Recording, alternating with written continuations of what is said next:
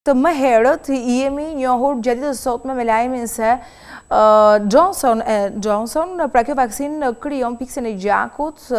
pasi aplikohet dhe ka bërë që Shtetet e Bashkuara të Amerikës të mbledh komitetin e ekspertëve. Por gjithashtu edhe dokumenti që duhet pajisemi është çështje shumë e rëndësishme ku një pjesë e mirë e vaksinave ende nuk kanë marrë pra nga organizmat një certifikim që është jashtëzakonisht i rëndësishëm. Bota në disa vende po ecën në drejtim tjetër për të u pajisur pra pikërisht me këtë lloj dokumentacioni i cili ndoshta të gjithëve do të na duhet dhe do të na bëhet i domosdoshëm. Por çfarë po ndodh për sa i përket këtyre dy elementeve dhe gjithë procesit të vaksinimit në botë, unë do të jem në redaksi me Suada Mehmeta. Suada, të përshëndes. Aida, po si që theksove edhe ti, në fakt ditën e sotme do të mbledhet Komiteti i Ekspertëve Shëndetësor në Shtetet e Bashkuara për diskutuar në lidhje me vaksinën Johnson & Johnson pas shfaqjes së 6 rasteve të mpiksjeve të gjakut, kryesisht tek pacientet gra të moshës 18 deri në 48 vjeç. Një nga këto gra ka humbur jetën si pasojë le të themi e mpiksjes së gjakut, ndërsa një tjetër është në gjendje të rëndë. Kjo ka bërë që në Shtetet e Bashkuara vaksina Johnson & Johnson të pezullohet derisa të merret edhe një vendim nga Komiteti i Ekspertëve i cili do të analizojnë le të themi të gjithë situatën e vaksinës. E japin me shifra pra sa janë vaksinuar dhe sa raste, se për shembull në rastin e Gjermanisë, doktori Çha tha pak më herët që në 1.6 milion me AstraZeneca vetëm 7 raste ka patur, që u bë ajo rrëmuja mediatike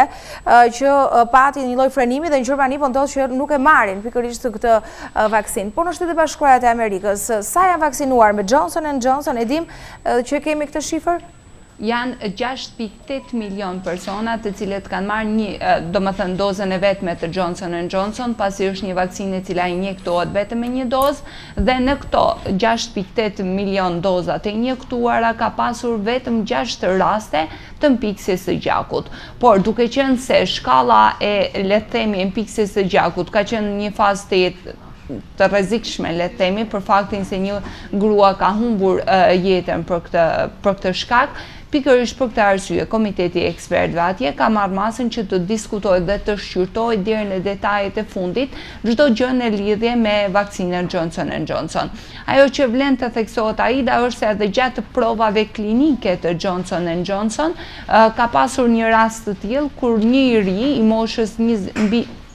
21 vjeç, vetëm për faktin pasi ka marrë injeksionin me Johnson & Johnson, ka shfaqur simptoma të ngjashme dhe nuk ka pasur asnjë shqetësim paraprak shëndetësor. Pra që në qoftë se merret në raport me sasinë e injeksioneve që janë goxha të larta dhe rastet të cilat janë shfaqur, nuk është një shkallë e lartë, por ekspertët shëndetësor parapëlqejnë ose kanë zgjedhur të marrin masa përpara se të ndodhte e njëjta gjë që ndodhi më vonë me AstraZeneca në Bashkimin Evropian. Praktikisht duket i njëjti skenar, praktikisht është e njëjta situatë. Ndodhi më herët me AstraZeneca, tani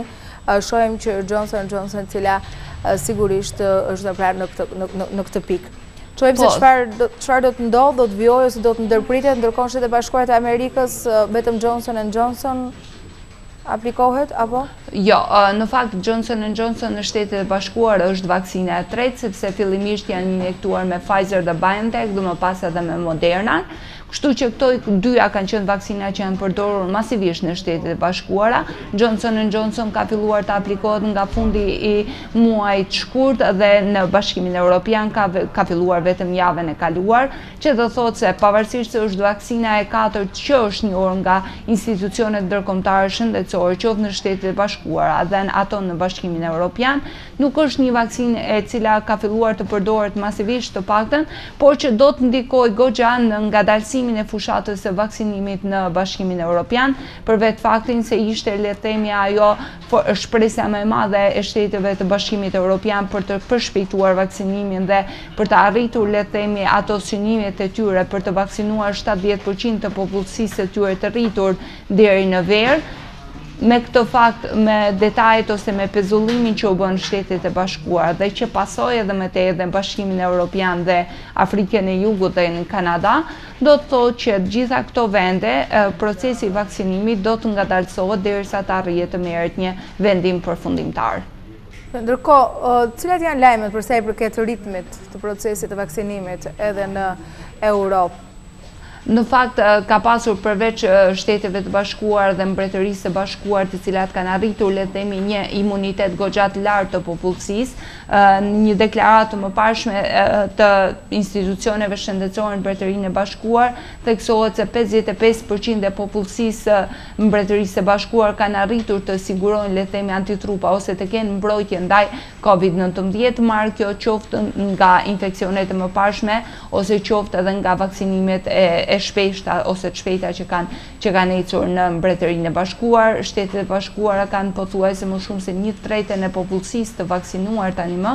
që është me një dozë ose të paktën një pjesë shumë të madhe edhe me 2 doza, ndërkohë që në Bashkimin Evropian ka pasur të paktën javën e kaluar, ka pasur disa shtete të cilat kanë përshpejtuar ritmin e vaksinimit, ka qenë Gjermania, Franca dhe Spanja, të cilat janë ato shtete të cilat deri diku kanë pasur një rritje të vaksinuarve konsiderueshëm, por që kanë gjallë një shqetësim tjetër, rritja e ritmeve të vaksinimit me mungesën e stoqeve për vaksina. Dhe duke marrë në konsideratë edhe situatën që ndodhi me Johnson & Johnson, kjo gjë duket se do të përshpejtohet ose mungesa e dozave do të jap ndikimin e vet shumë shpejt edhe në atë se çfarë do të ndodhë me vaksinimin në Bashkimin Evropian ditët e ardhshme. Në një deklaratë të pak minutave më parë dhe të komisionerës Ursula von der Leyen deklarohet që vaksinimi të paktën gjatë kësaj jave ka filluar të ecë me një hap pak më të shpejt krahasuar me javët e kaluara dhe shpresohet të paktën pas vendimit se që do merret sot që të lirohet dhe të fillojë edhe më shpejt në pjesën më të madhe të Bashkimit Evropian. Dhe në të gjithë lloj situate, pikpyetjet janë edhe për mënyrën e dokumentacionit, të cilët do duhet pajisime dhe që siç duket edhe një herë nga fillimi do duhet që të kemi një dokument për të shkuar në vende të ndryshme dhe që lidhet tashmë me anën shëndetësore dhe me Covid. A kanë përparuar, ka pretendime se do të jetë së shpejti ky dokument pra i vaksinimit?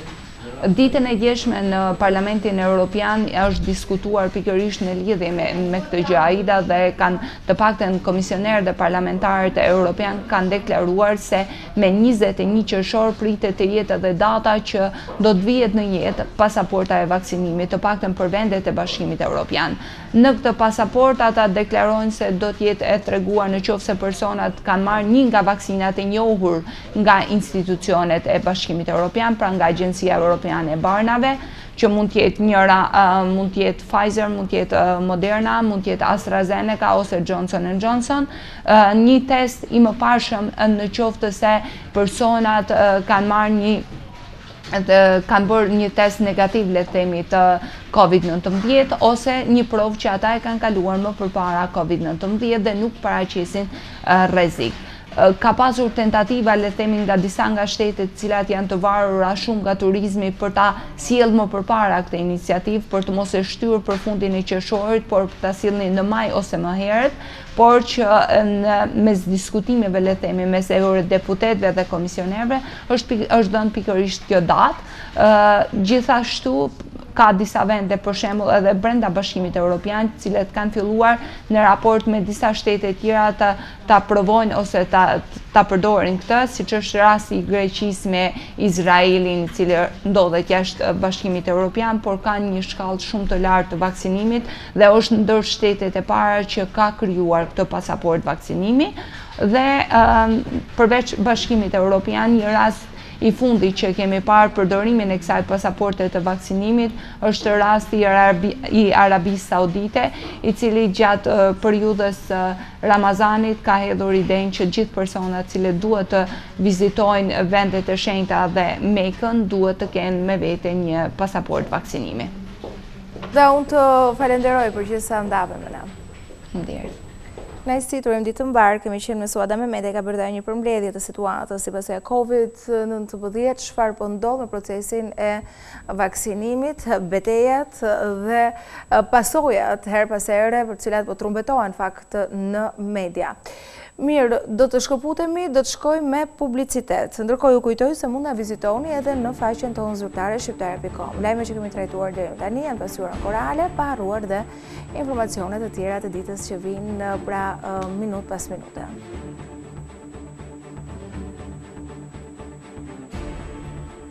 Rikthehemi vetëm pas pak.